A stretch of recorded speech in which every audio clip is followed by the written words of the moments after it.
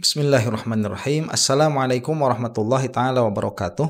Alhamdulillahirabbil alamin wa sallallahu ala sayyidina Muhammadin wa ala alihi wa sahbihi wasallam, amma ba'du. Sudah sejak lama saya itu ingin membahas Agus Mustafa ya. Beliau itu banyak sekali buku-bukunya, dan buku-bukunya itu sudah kita konsumsi. Bagi yang senang membaca akan sedikit banyak mengetahui lah terhadap beliau ini, Agus Mustafa itu. Nah, kenapa sudah lama saya ingin membahas beliau? Karena memang pembahasan-pembahasannya itu tidak umum ya, tidak lumrah. Yang mana kalau saya semasa SMA dulu membaca bukunya beliau itu, ini seperti membaca sesuatu yang revolusioner. Karena memang seperti yang saya katakan tadi, gaya pembahasan beliau itu tidak mainstream. Jadi melihat perkara-perkara yang sudah established, yang sudah kokoh di dalam agama, itu suka dibongkar kembali, kemudian dibahas dengan subjek yang sudah kokoh tersebut dari perspektif sains, dari perspektif yang katakanlah bagi orang sekarang itu disebut lebih modern. Nah, seiring dengan bertambahnya pengetahuan begitu ya mengenai turoth, saya melihat setidaknya banyak permasalahan yang harus dibahas, katakanlah dulu begitu ya. Karena memang tidak semua perspektif itu bisa masuk ke dalam agama. Jadi saya kira salah satu katakanlah keanehan di dalam kesimpulan-kesimpulan beragama, baik yang itu hubungannya dengan ibadah atau hubungannya dengan i'tiqad, atau malah dengan pengetahuan-pengetahuan umum yang bisa dinisbahkan kepada agama, itu dikarenakan orang-orang tersebut tidak menguasai turuth dengan baik. Apabila orang sudah menguasai turuth dengan baik, ini akan tenggelam di dalam lautan ilmunya para ulama yang hebat-hebat, yang luar biasa. Karena ya memang orang itu tidak akan menghargai ilmu, tidak akan menghargai ulama selama dia itu tidak memiliki ilmu sama sekali. Jadi semakin dalam pengetahuan kita tentang fondasi-fondasi agama yang telah dikukuhkan oleh para ulama kita, maka akan semakin kagum kita terhadap warisan-warisan ilmu yang sampai kepada kita. Itu yang sampai loh ya. Yang tidak sampainya pun banyak. Nah, supaya kita masuk ke dalam materi apa yang akan kita bahas kali ini, saya tidak bisa menampilkan video karena mungkin akan terkena strike lagi begitu ya. Karena memang biasanya channel-channel yang dikelola secara profesional seperti channelnya Agus Mustafa itu biasanya tidak terlalu suka tuh kalau konten mereka itu diambil. Jadi saya akhirnya telah menuliskan beberapa poin yang oleh bersangkutan ini diupload di dalam pembahasannya. Jadi ini pembahasan mengenai kenapa Allah itu memakai dhamir huwa, memakai dhamir mudzakkar. Jadi apakah Tuhan itu perempuan atau laki-laki? Nah, itu pertanyaannya ya. Memang Agus Mustafa ini banyak sekali pertanyaan-pertanyaan yang memantik rasa penasaran. Tetapi tatkala dibahas itu ada sisi lurusnya, ada sisi beloknya juga. Setidaknya itu yang saya dapati dari video ini. Nah, kita akan masuk dulu ya sebetulnya apa yang Agus Mustafa bahas di dalam permasalahan ini. Jadi tadi tema besarnya itu apakah Tuhan itu laki-laki atau perempuan. Nah, Agus Mustafa di sini videonya sekitar hampir 20 menit itu ya, 18 menitan kalau tidak salah. Itu membahas mengenai sejarah kepercayaan. Dari situ dulu. Jadi bagaimana dulu itu Tuhan dikonsepsikan sebagai feminim, sebagai perempuan.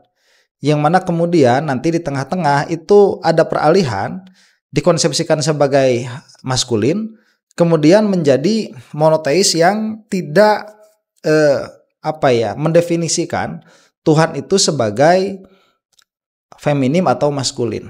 Nah, makanya tadi saya bilang di dalam kesimpulannya itu betul.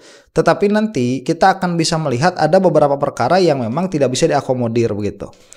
Nah, beliau Agus Mustafa ini memulai dengan pembahasan mengenai perkembangan keimanan mengalami evolusi.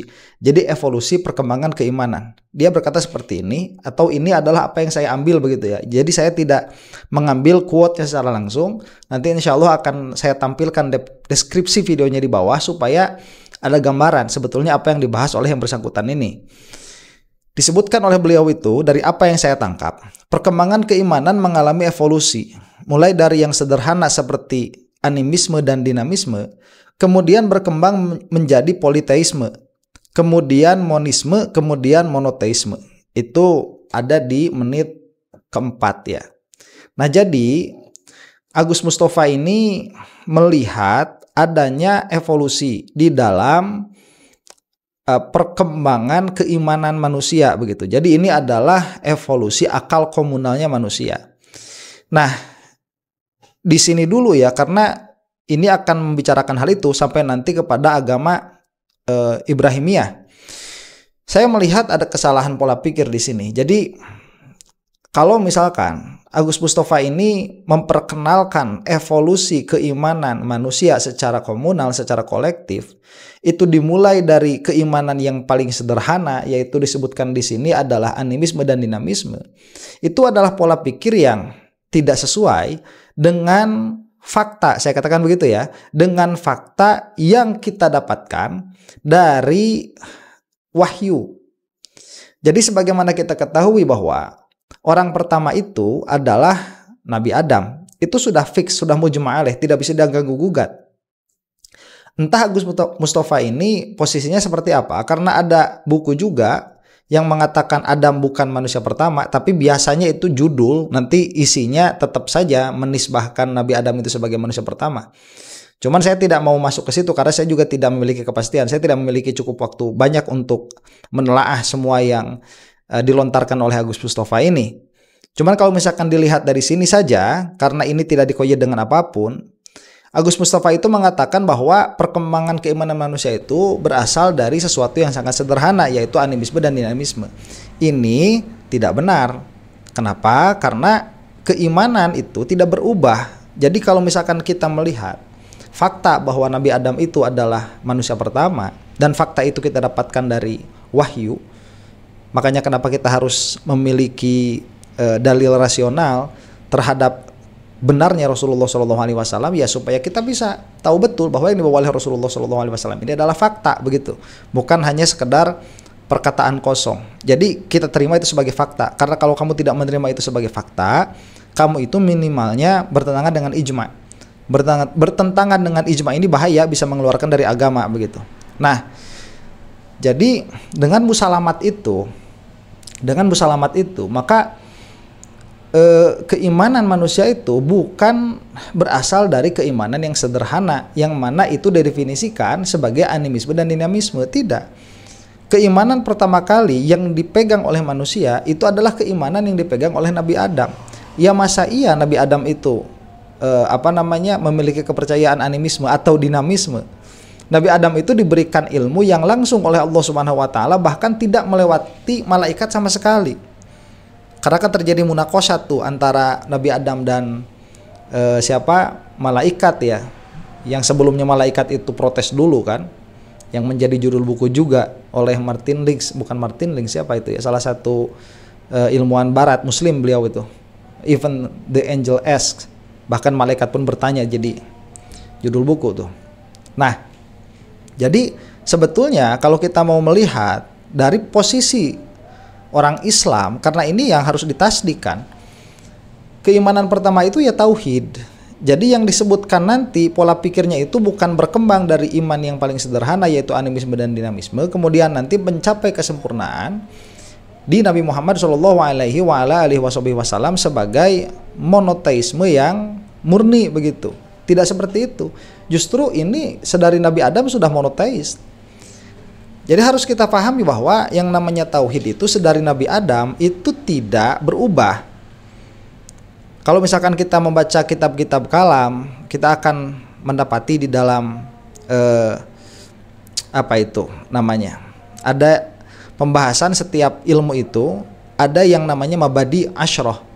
Mabadi asyroh itu adalah perkara-perkara yang harus kamu ketahui sebelum kamu masuk ke dalam satu fan ilmu tertentu, supaya jadi jelas bagi kamu itu fan ilmu tersebut membicarakan tentang hal apa.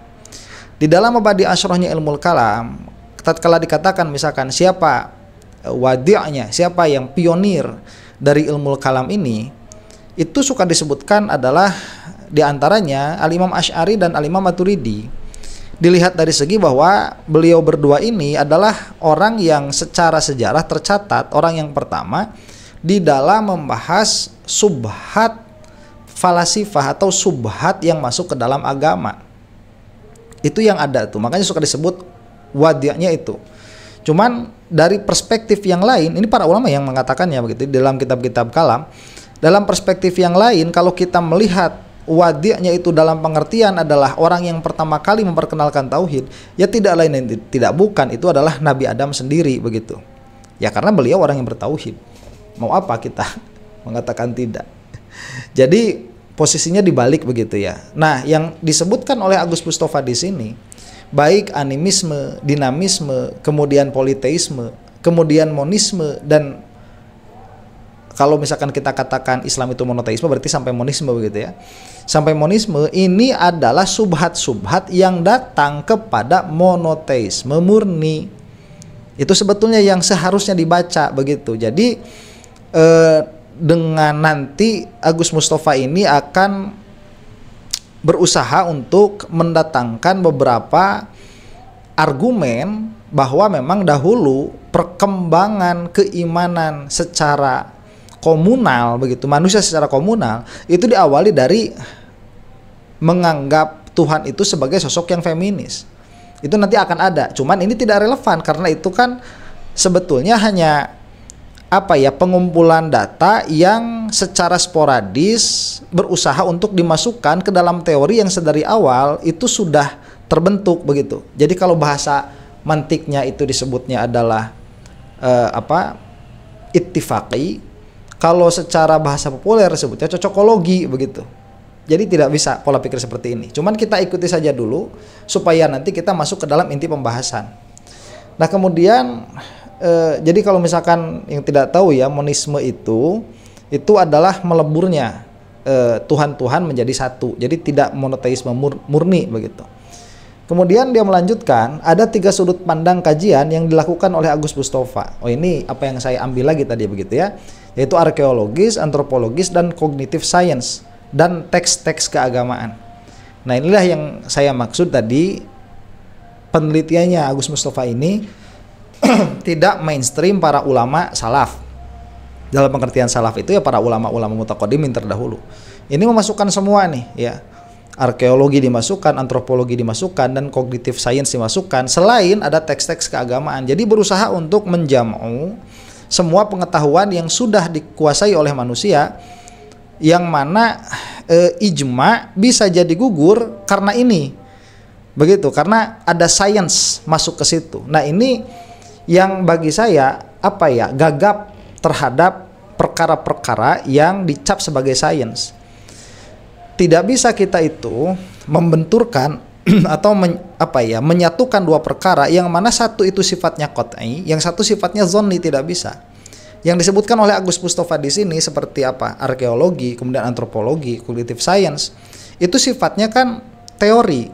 Dalam pengertian meskipun itu bisa dibuktikan dalam kadar tertentu, tidak akan ada saintis yang mengatakan itu adalah benar secara mutlak, secara qat'i, tidak akan ada.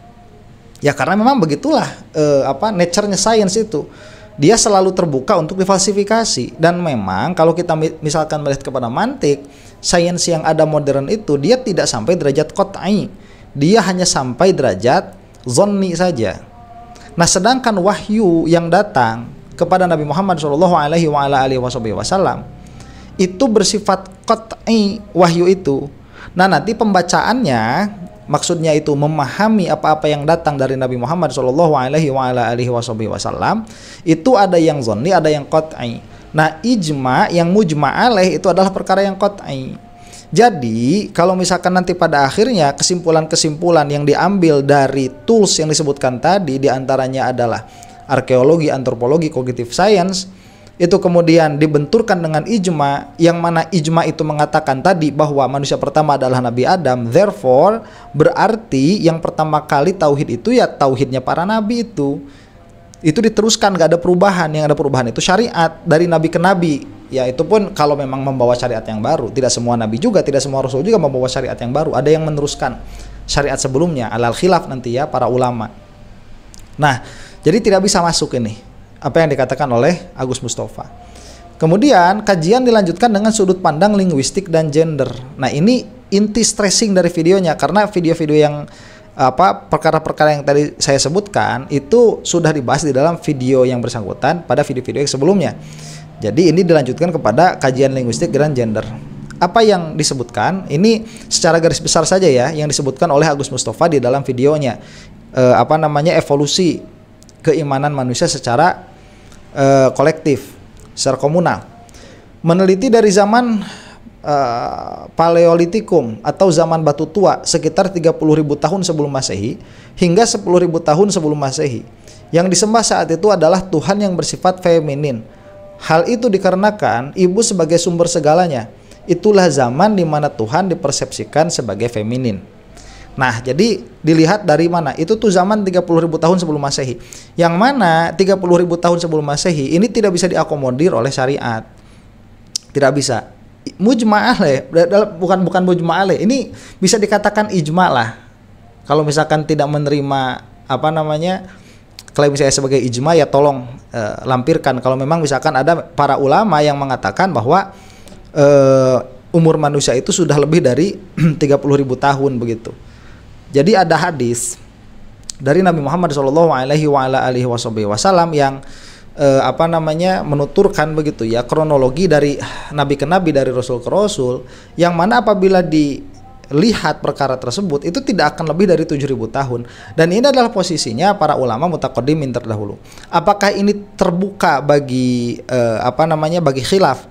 Sejauh yang saya ketahui, ini lebih aman apabila kita tidak menerima khilaf, itu lebih aman. Kecuali kalau misalkan memang ada yang bisa membuktikan, ada ulama yang menyatakan dan ulama yang mu'tabar ya, sebelum adanya ijma tuh, atau sebelum adanya klaim ijma itu, yang mengatakan bahwa jarak di antara Nabi Adam dan kita ini bisa lebih dari 30.000 tahun begitu. Kalau ada ya silahkan tuliskan di bawah supaya ada dialektika tuh. Jadi ini tidak bisa diakomodir ya sejauh mainstream para ulama mutaqaddimin. Cuman kalau kita misalkan musalamah, oke, berarti di situ Tuhan itu dipersepsikan sebagai feminim karena alasan yang telah disebutkan tadi. Kemudian dari 10.000 sebelum Masehi sampai 3.000 sebelum Masehi, muncullah zaman yang berbeda, yaitu zaman pertanian. Maka muncullah sosok pelengkap, yaitu Tuhan-Tuhan laki-laki, meskipun yang perempuan masih tetap dominan. Jadi karena pola kehidupannya sudah berbeda tuh dari tahun berapa tadi, dari tahun 10.000 sampai 3.000 sebelum Masehi itu sudah pertanian, dan banyak sosok laki-laki dibutuhkan karena memang tenaga butuh lebih besar. Jadi bergeserlah Tuhan-Tuhan itu menjadi dipersepsikan laki-laki, bukan dipersepsikan ya, dia muncul Tuhan-Tuhan baru dalam keyakinan, bukan dalam kenyataan. Dalam kenyataan itu Tuhan hanya satu ya. Dalam keyakinan orang-orang pada saat itu, sebagai pelengkap, yaitu Tuhan-Tuhan yang bergenderkan laki-laki. Kemudian 3.000 tahun sebelum Masehi sampai 1.200 tahun sebelum Masehi bergeserlah ke peradaban patriarki.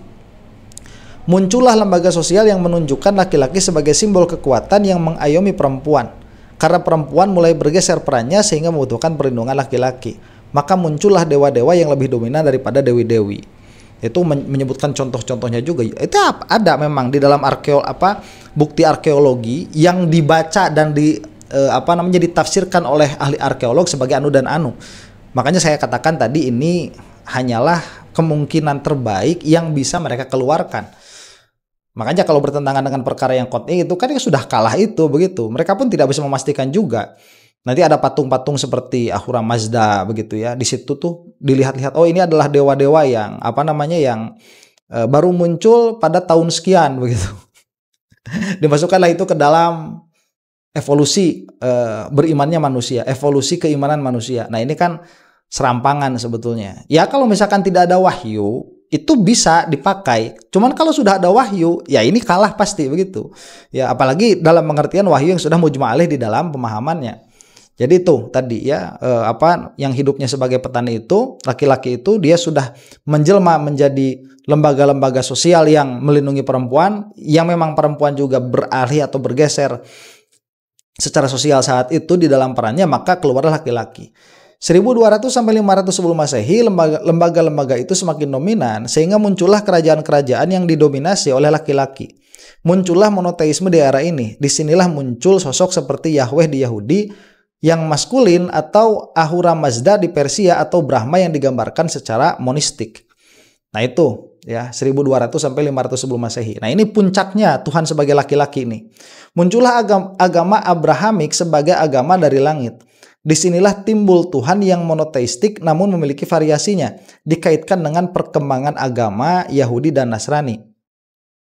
Kemudian di dalam Islam, nah jadi apa ya, Agus Mustafa itu menjelaskan kan sebagaimana Nasrani itu dia kan apa, sosok Yesus ini kan problematik ya, bukan hanya lintas agama sebetulnya. Di dalam Nasrani sendiri pun, di dalam Kristen sendiri pun itu beda-beda sudah pandangan mereka terhadap Yesus. Ada yang mengatakan anak Tuhan, ada yang mengatakan Tuhan itu sendiri, ada yang mengatakan bagian dari Tuhan malah ya, yang mana itu secara apa namanya perspektif gereja itu sebagai blasphemy sebetulnya. Kalau mengatakan Yesus itu bagian dari Tuhan, nggak boleh. Yesus itu dia Tuhan seutuhnya. Itu kan laki-laki kan, bukan apa namanya, bukan perempuan begitu. Nah, adapun Tuhan ibu itu nggak ada. Kalau yang mainstream ya, saya kemarin pernah berbicara tentang hal itu, yang ada kan siapa? Roh Kudus.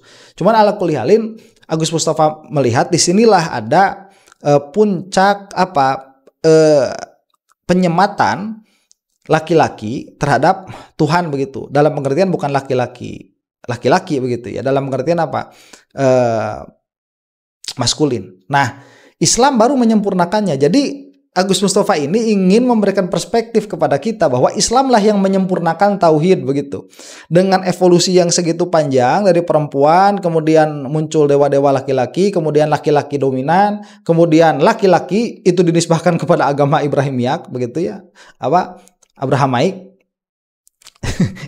Nah, kepada agama Nabi Ibrahim itu kan sudah luar biasa juga, itu tidak bisa diterima juga sebetulnya. Nah, kemudian ingin menunjukkan kepada kita bahwa subhanallah ya, Islam inilah yang paling sempurna begitu. Kenapa? Karena di Islam inilah akhirnya berhenti konsep ketuhanan yang terlepas dari kelaki-lakian begitu. Dengan dalil qul huwallahu ahad, Allahus samad, lam yalid wa lam yulad wa lam yakul lahu kufuwan ahad. Nah, sebagaimana yang tadi saya katakan, meskipun kesimpulannya betul, ini berlandaskan dari pola pikir yang salah begitu. Jadi luar biasanya ya, kalau pola pikir itu seperti ini. Kalau muqaddimah sugronya benar, muqaddimah kubronya benar, kemudian formatnya benar, itu pasti benar nanti natijahnya. Cuman kalau misalkan nanti muqaddimah sugronya salah, muqaddimah kubronya salah, formatnya salah, tapi bisa kebetulan itu natijahnya benar. Itu berpikir itu bisa seperti itu ya. Itu kalau misalkan nanti di dalam mantik lah kita akan bahas hal itu lebih dalam lagi. Cuman disinilah nanti kesalahannya siapa? Agus Mustafa itu. Jadi Agus Mustafa itu mengatakan bahwa meskipun demikian, qul huwallahu ahad, Allahus samad, lam yalid wa lam yulad wa lam yakul lahu kufuwan ahad, tapi bau-bau maskulin itu masih ada di dalam agama Islam karena membuat apa? Allah itu disebut dengan kata ganti maskulin, yaitu huwa. Meskipun huwa ini tidak selamanya laki-laki. Jadi kan beda antara maskulin dan laki-laki itu. Misalkan kitabun itu maskulin, atau syamsun, nah itu feminim begitu. Itu kan bukan laki-laki secara hakiki, bukan perempuan secara hakiki. Nah, disinilah saya baru melihat ada kesedihan di dalam diri saya. Lah kok seorang Agus Mustafa yang memiliki banyak sekali karya, katakanlah entah ilmiah atau tidak ya, saya tidak terlalu menggandrungi karya tulisnya. Cuman kok pengetahuan bahasa Arabnya cuman sampai situ saja begitu. Dalam pengertian bahwa huwa yang dipakai untuk menyebut Allah Subhanahu wa taala itu bukan dhamir mudzakkar, bukan. Ya, itu khusus. Jadi kalau misalkan kita membaca kitab-kitab tafsir, huwa yang mana dikatakan kalau di situ sebagai kata ganti bagi wajibul wujud bagi Allah Subhanahu wa taala, itu bukan dhamir mudzakkar. Bukan dhamir mudzakkar mufrad pun bukan. Makanya la yu'annatsu la yutsanna wa la yujamma. Dia tidak bisa ditasniyah dan tidak bisa dijamak juga. Dan itu bukan mudzakkar, ini harus diingat. Jadi kalau misalkan sedari awal kita sudah mengatakan bahwa huwa ini adalah dhamir mudzakkar mufrad yang mana itu dipakai kepada Allah Subhanahu wa taala, ini sudah tidak boleh, sudah penghinaan ini. Memang itu tidak akan didapatkan di dalam kitab-kitab nahwu, apalagi yang kecil-kecil seperti Jurumiyah, nggak bakalan. Ini harus dilihat kepada kitab-kitab tafsir begitu.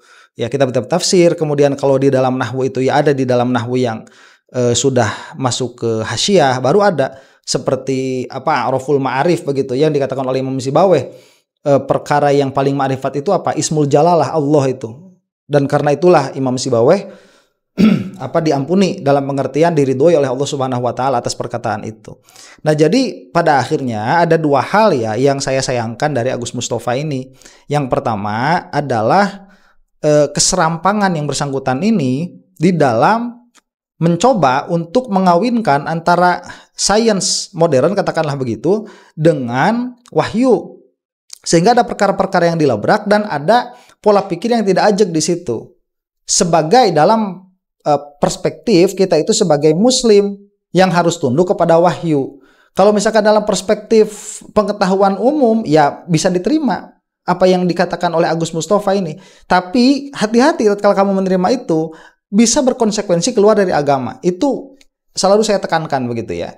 Nah, kemudian yang kedua, permasalahannya Agus Mustafa ini tidak memahami bahasa Arab dengan baik. Jadi kalau misalkan memahami pun, bisa baca kitab pun, itu tidak dalam, bahasa Arabnya tidak dakik.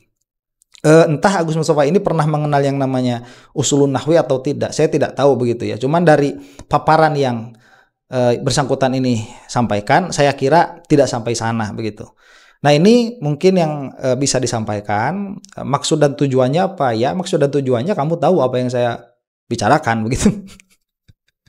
Karena perkara-perkara seperti ini ya jarang yang mengeluarkan. Ini insya Allah bisa ditemukan kalau Anda itu termasuk orang yang menggandrungi turoth begitu. Demikian, wallahu taala a'lam bishawab. Assalamualaikum warahmatullahi taala wabarakatuh.